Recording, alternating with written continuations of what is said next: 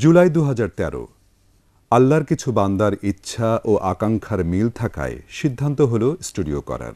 October ২০১৩ আল্লাহর আরও কিছু বান্দা পরিচালনা পরিষদের সাথে সম্পৃক্ত হলেন।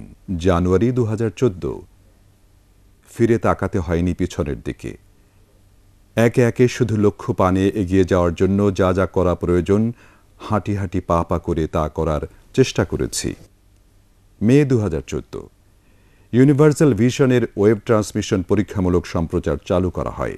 ইউনিভার্সাল ভিশন অনলাইন ভিত্তিক ইসলামিক টেলিভিশন চ্যানেলের আজকের এই সূচনা পর্বে আমি একটু আপনার অনুভূতি জানতে চাইব। তোমার রবের কাছ থেকে যেটা তোমার প্রতি নাজিল করা হয়েছে এটা তাবলীগ করে দাও, পৌঁছে দাও।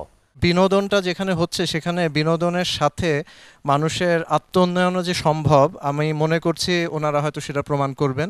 I advise you and I support you to make programs for children the Islamic way. ইসলাম আরো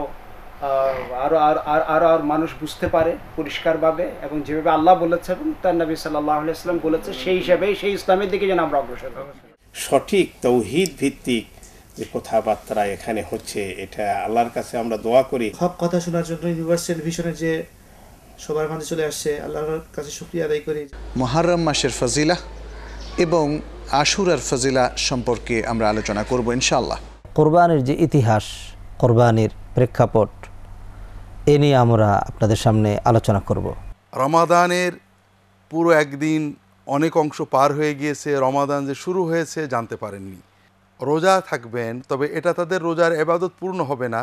আসসালামু আলাইকুম রহমতুল্লাহি ওবরাকাতুহ। ব্যতিক্রম ধর্মী ইসলামিক অনুষ্ঠানে এসো নবীদের গল্প শুনি। পবিত্র রমাদানের ব্যতিক্রম ধর্মী বিশেষ আয়োজন ছোট্ট মনিদের জন্য।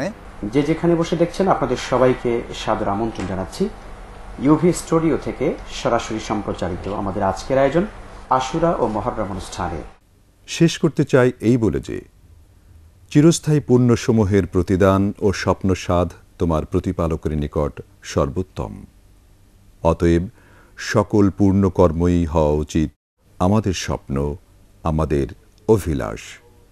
ইউনিভার্সাল ভিশন সেদিকেই আহ্বান করছে সবাইকে।